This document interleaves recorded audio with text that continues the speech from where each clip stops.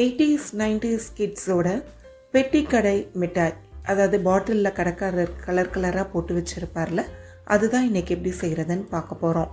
இதை செய்கிறதுக்கு பால் பவுடர் நான் 150 கிராம் எடுத்திருக்கேன். 4 ஸ்பூன் அளவுக்கு சீனியை மிக்ஸி ஜாரில் போட்டு நல்லா பொடி பண்ணி எடுத்து வச்சுருக்கேன்.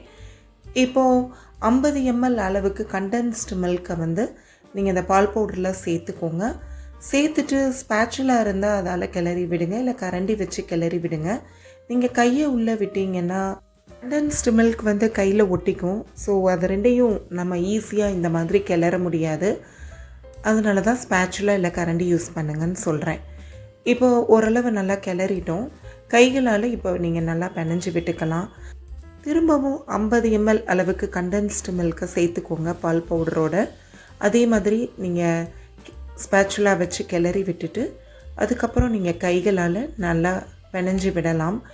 இது ரொம்ப இறுக்கமாக இருக்குங்க பால் பவுடரோட கண்டென்ஸ்டு மில்க்கு சேரும் போது. ஸோ கொஞ்சம் கஷ்டப்பட்டு நல்லா ரஃப்பாக தான் அழுத்தி பிணையணும். நீங்கள் கிச்சன் ஸ்லாப்பில் போட்டு கூட நல்லா அழுத்தி பிணைஞ்சு விட்டுக்கலாம்.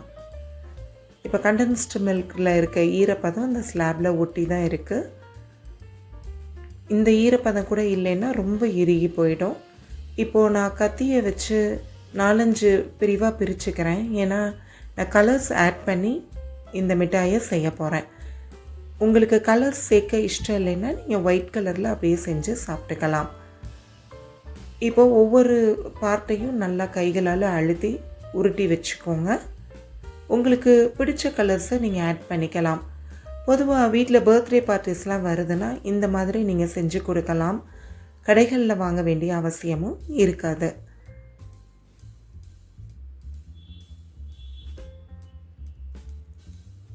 இப்போது நான் முதல்ல ஒரு க்ரீன் கலர் 2 சொட்டு ஃபுட் கலர் ஆட் பண்ணிக்கிறேன்.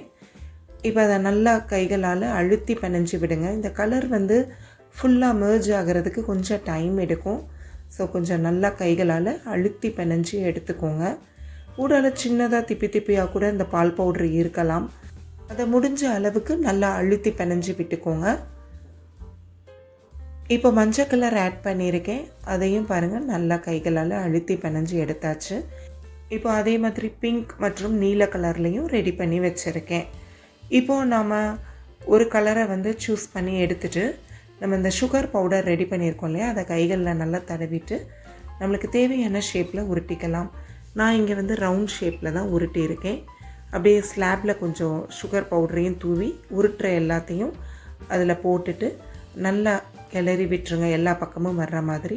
அவ்வளவுதான், நம்மளோட பெட்டிக்கடை மிட்டாய் ரெடி. இதை ஈரம் படாமல் பாட்டிலில் போட்டு வச்சுக்கோங்க. ஃப்ரிட்ஜில் வைக்க வேண்டிய அவசியம் இல்லை. இந்த ரெசிபிக்கு ஆதிரா ஜங்ஷனை லைக் பண்ணுங்கள், ஷேர் பண்ணுங்கள், சப்ஸ்கிரைப் பண்ணுங்கள். மறக்காமல் பெல் ஐக்கானை ப்ரெஸ் பண்ணிவிடுங்க. மீண்டும் ஒரு ரெசிபியோடு சந்திப்போம்.